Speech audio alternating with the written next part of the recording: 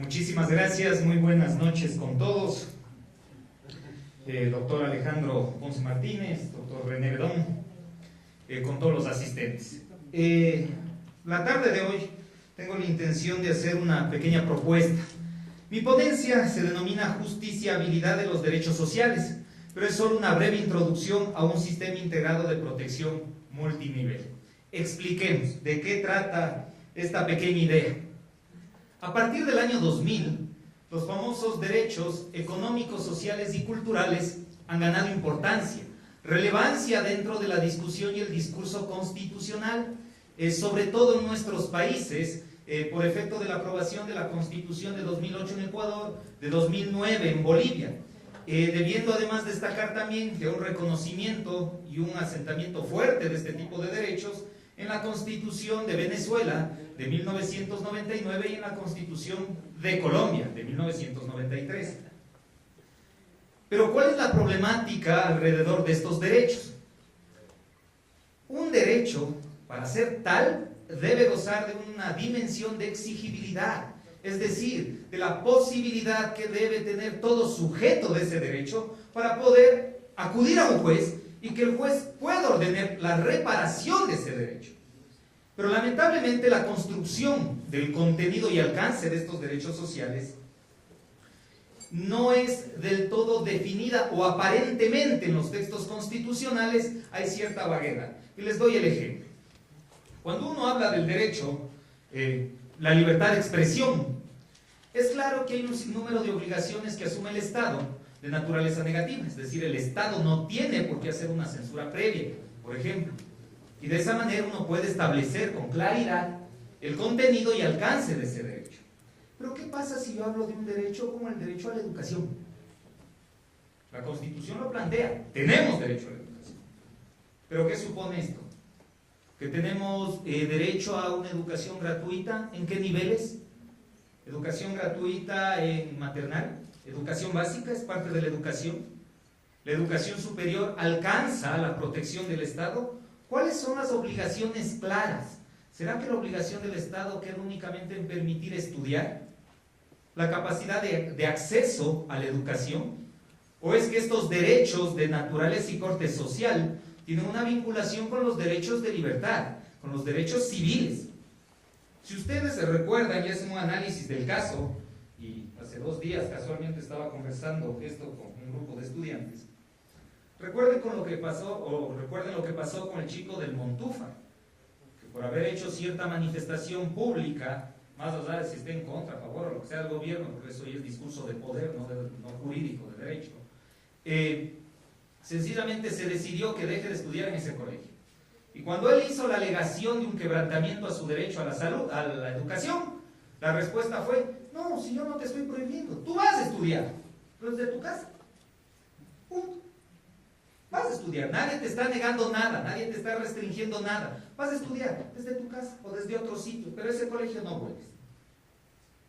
La pregunta, parte del núcleo de ese derecho, del contenido, alcance de ese derecho, está vinculado al acceso a la educación. Parte del ejercicio de derecho de libertad no se circunscribe en la posibilidad de poder elegir dónde estudiar. Es posible que el Estado pueda restringir por cualquier tipo de motivación ese acceso. Ese es el planteamiento respecto a estos derechos. Porque ustedes ya habrán escuchado que la Constitución del Ecuador, como la de Bolivia, 2008-2009, se dicen constituciones de avanzadas. Porque este reconocimiento amplio de derechos sociales, económicos y culturales, que además es una proyección que data desde la Constitución del 98. Si vemos precisamente el libro de Derecho Constitucional de Juan Larreolín, se van a dar cuenta que ella menciona, y lo ve de manera positiva, el hecho de que se vayan asentando en los textos constitucionales los derechos sociales, el reconocimiento de esos derechos que van a permitir, se dice, una convivencia mucho más justa, una convivencia mucho más equilibrada, una convivencia de ejercicio de libertades en igualdad. Y tratemos de plantear esto, porque muchos me dirán: la libertad y la igualdad son derechos civiles, eso no tiene nada de colectivo, son individuales. El ser humano tiene libertad, el ser humano tiene igualdad. Sí, la educación suena lindo, pero tenemos todos. Los derechos sociales, y esto no es de ahora, y es larga data de una escuela importante de interpretación que viene de Alemania y que concluye finalmente incluso en los ejercicios de ponderación, se dice que los derechos sociales no son sino el resultado de un ejercicio de ponderación entre la libertad fáctica real de los individuos, ¿ok?, y la libertad jurídica declarada constitucional y legalmente. Dicho en palabras sencillas, todos somos libres y en esa medida podemos hacer lo que nos da la gana, respetando ¿qué límite? El derecho del otro. Entonces el que nos da la gana resulta que no es tan amplio, porque como todos podemos hacer lo que nos da la gana, resulta que los límites son claros. Pero hay la necesidad de una construcción de derecho social, económico, cultural, porque en la vida práctica, en la vida real, no todos pueden ejercer su libertad del modo que podría hacerlo alguien que tiene todas las condiciones para ejercerlas. Si yo nací en una familia con posibilidades y he tenido acceso a buena educación y me he alimentado bien y la salud ha sido controlada y tengo acceso a un techo, es evidente que puedo ejercer mis libertades. Pero si yo nací en una familia en la que no tenía recursos, en la que sufrí desnutrición infantil, en la que no pude perfeccionar mi estudio porque tuve que salir a trabajar a los 8 años de edad y tuve que pelear con la vida, ¿será que ese individuo puede ejercer sus libertades del modo que la ejerce una persona que esté en condiciones normales? No, no lo puede, porque lamentablemente queda condicionado al entorno de vida. Si sufre desnutrición infantil, ¿de qué manera puede ejercer su derecho a libertad para educarse bien? Es imposible. Por eso es que en el ejercicio, ponderar esta tensión entre una libertad jurídica, porque la Constitución lo dice, todos somos iguales, todos somos libres. El derecho así lo reconoce, todos somos iguales, todos somos libres. Pero en la realidad, donde se evidencian obvias diferencias, tiene que surgir el derecho social como un mecanismo para que esas diferencias desaparezcan y en términos reales todos los individuos puedan alcanzar el nivel suficiente para ejercer sus derechos civiles e individuales de manera adecuada. Por eso es que el Estado se vuelve un Estado prestacional en el que tiene que gastar para garantizar educación, garantizar salud, garantizar seguridad, garantizar vivienda adecuada. Es el sentido del derecho social, que va más allá solo del discurso político, ojo. ¿Sí? Pero ¿qué sentido tiene configurar este derecho que aparentemente en fundamento es adecuado si no se puede exigir? Y ahí viene la problemática. Creo que hasta aquí estamos claros que nuestra realidad es novedoso y aparentemente necesario la imposición de derechos sociales. La pregunta, ¿cómo los vuelvo exigibles? Cuando hablo de la exigibilidad tengo dos dimensiones, una jurídica y una política. La política no se manifiesta sino en el ejercicio, ¿sí?, social de lucha, de imposición en la agenda política de discutir estos derechos. En eso en realidad nuestros países han sido ricos. Ha habido esta suerte de movimentismo social en los últimos procesos constituyentes que han permitido establecer en agenda política la discusión de derechos sociales. Y así se ha plasmado en los textos. Pero pasemos al ámbito jurídico. ¿Cómo logramos llegar a un juez y exigir que se cumpla ese derecho? Y ahí tenemos dos problemas esenciales. Primero, la determinación del sujeto y segundo, el alcance del derecho. La determinación del sujeto porque estos derechos, al ser sociales, no recaen solo sobre individuos. Fácilmente yo puedo acudir a un juez y decir, yo, Gabriel Galán, tengo derecho a la libertad de expresión. Pero cuando hablamos de la educación corresponde a todos. Y la obligación del Estado no es negativa en términos de, ok, Gabriel Galán, no te voy a censurar, tú puedes ejercer tu derecho, sino que aquí la obligación del Estado es positiva, prestacional. Dicho de otra manera, tiene que gastar para poder cumplir. El Estado gasta mucho para la construcción de escuelas, colegios, universidades. Y la pregunta ahí también, bueno, ¿cuál es el límite? Porque si yo puedo ejercer, si es un derecho y puedo acudir a un juez, ¿será que el juez puede obligar al Ejecutivo, al Legislativo, a realizar cambios de orden presupuestario? ¿Dónde queda la teoría de separación de poderes? Y siguen generándose los problemas. De manera que también creo que es bastante claro que hay una situación conflictiva respecto de la justiciabilidad de estos derechos, de poder ir donde puede decir, señor juez, tengo derecho a la educación. Como yo, alrededor de mi manzana no tengo escuelas, quiero que le exija al Estado que me haga una escuela. Porque si no me abre la escuela hay una restricción a la educación. No es tan sencillo, no es tan fácil. ¿Qué solución podemos tener una vez que tenemos ya esas constituciones, que el problema es evidenciado y que la necesidad también es clara? Y aquí viene la propuesta. Yo creo que se puede construir un sistema multinivel de protección de sus derechos sociales. ¿A qué me refiero con el sistema multinivel? Estamos hablando de derechos humanos. Los derechos sociales, económicos y culturales son reconocidos como derechos humanos. Los derechos humanos tienen un sistema de protección dividido por niveles. Tenemos el Sistema Universal de Protección de Derechos Humanos, tenemos el nivel regional de protección de derechos humanos y tenemos el Sistema Nacional de Protección de Derechos Humanos, que es de corte constitucional. En nuestra Constitución, el contenido y la determinación de sujetos de estos derechos genera problemas demasiado grandes. Pero esa problemática no necesariamente se avisora en los otros niveles.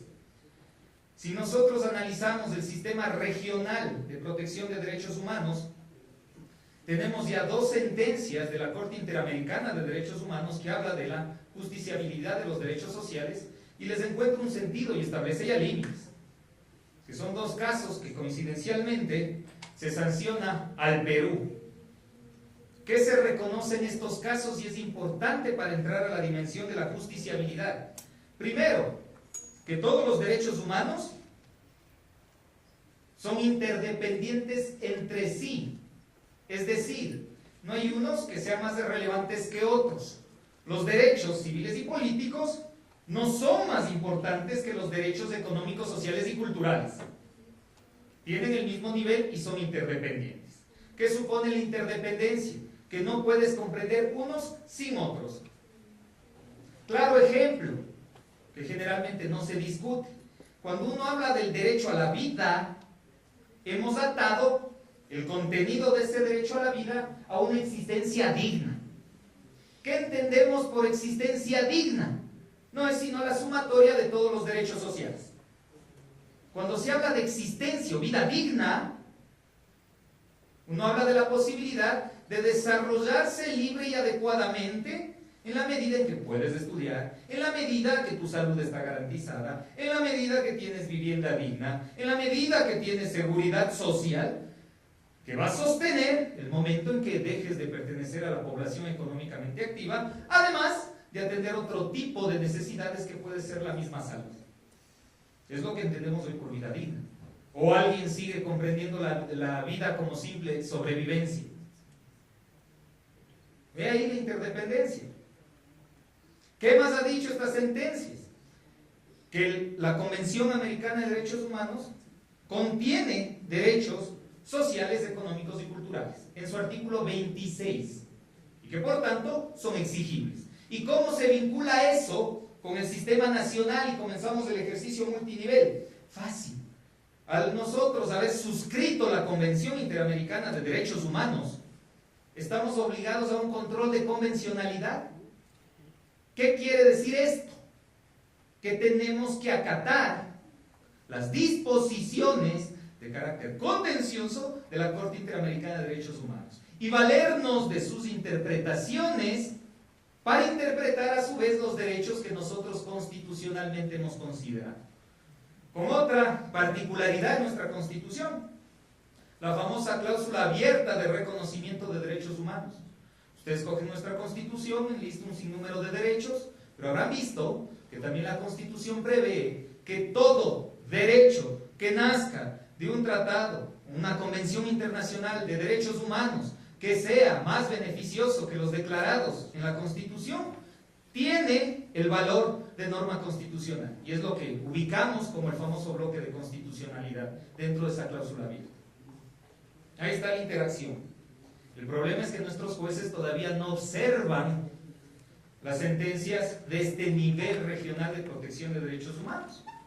Porque el solo hecho de que exista ya esta regla de interdependencia, el que existe el reconocimiento de que los derechos sociales son derechos humanos y que por lo tanto son exigibles, cambia la noción de la problemática.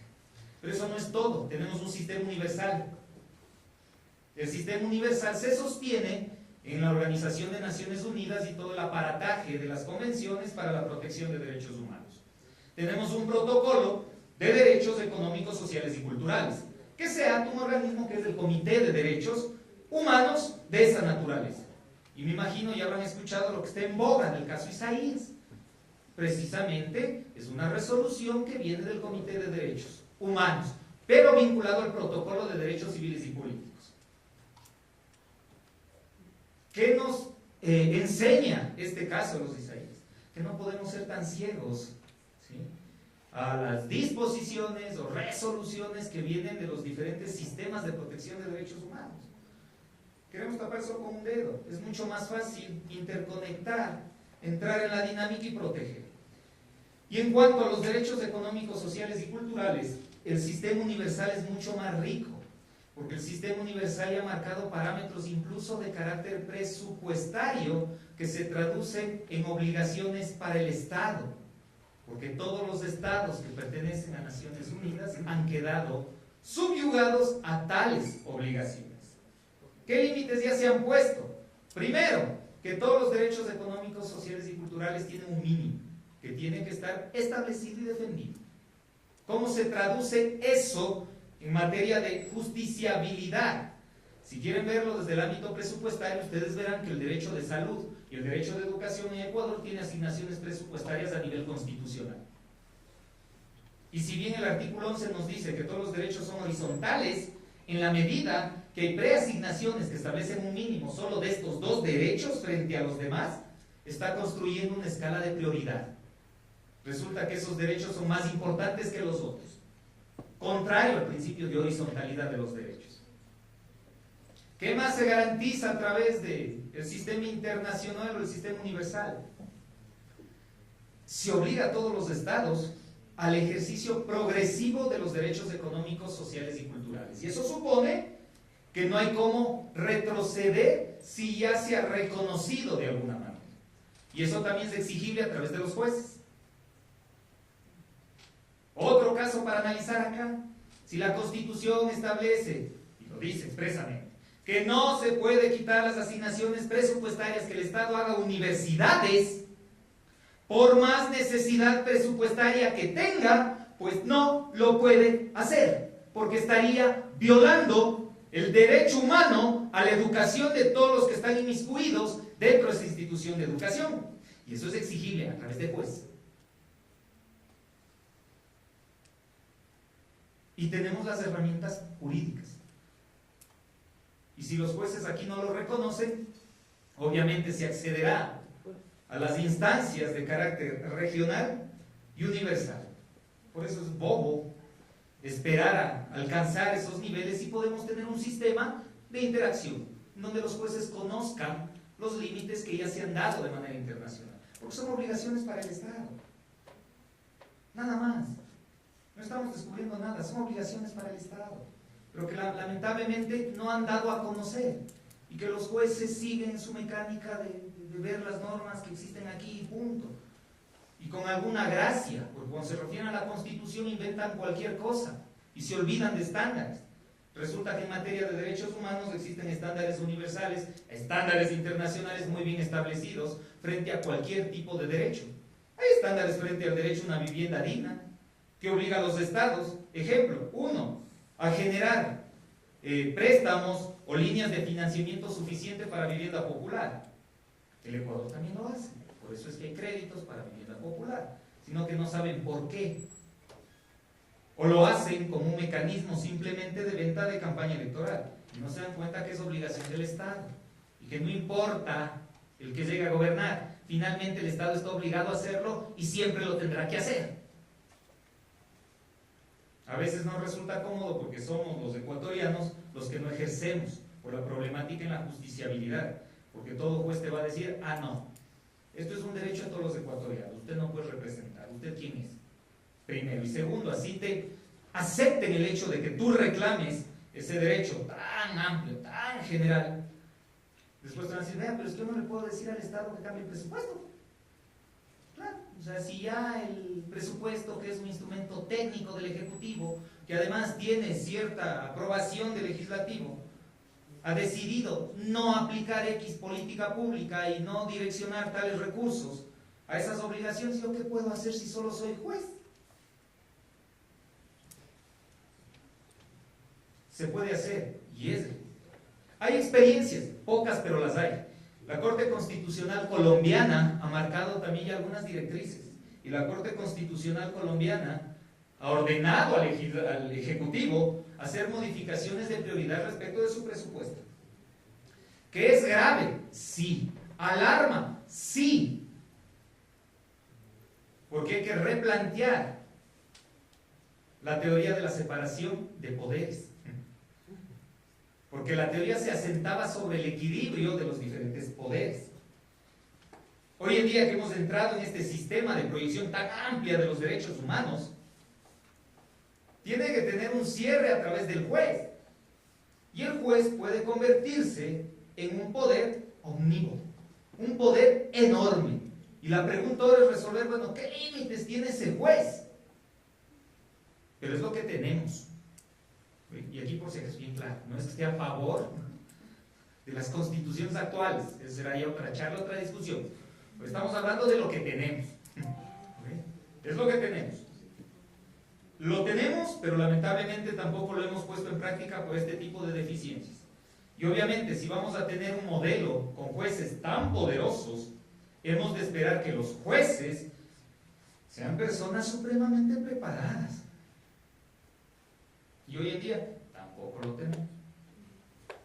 Percepción personal.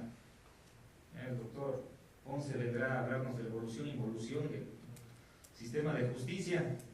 Veamos una respuesta clara, pero para mí no tenemos todavía jueces preparados.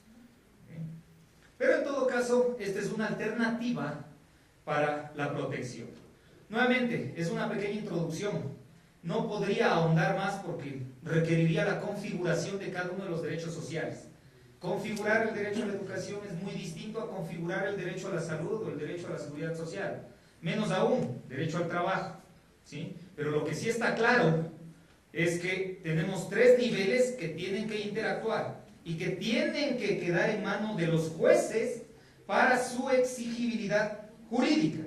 Tenemos un sistema universal que tienen que ustedes también como estudiantes de derecho aprenderlo, para que después no pase lo que ocurrió en estos días, que una resolución del Comité de Derechos Humanos vinculado al protocolo de derechos civiles y políticos y el presidente le trate de comité de ética y un poco de abogados no sepan en dónde están parados, porque hay un sistema.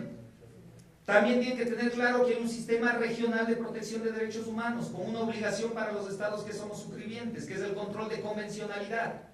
Es decir, ustedes pueden impugnar actos del Estado basándose exclusivamente en la violación de los derechos de la Convención Americana de Derechos Humanos, ni siquiera la Constitución. ¿Por qué? Porque es parte del bloque de constitucionalidad. En consecuencia, es parte de nuestra Constitución. Y finalmente tienen que tener claro que tenemos un sistema nacional que goza de algunas garantías y que se refleja en los diferentes niveles. Porque si lo vemos desde la protección de los derechos, ojo que la misma justicia ordinaria cumple su función de protección de derechos. Pero todo tiene que interactuar y tiene que ser muy dinámico. Las observaciones que hace la comisión al protocolo no tiene idea con qué profundidad llega y hasta dónde llega. Y si finalmente el problema está en la falta de control presupuestario, porque es a lo que estamos llegando, porque es importante entrar a discutir esto, porque un Estado con tantos derechos es un Estado altamente prestacional, es un Estado que necesita mucho dinero. Cuando se acaba el dinero, uy, uy, uy, se acabaron los derechos. Y eso no puede funcionar así.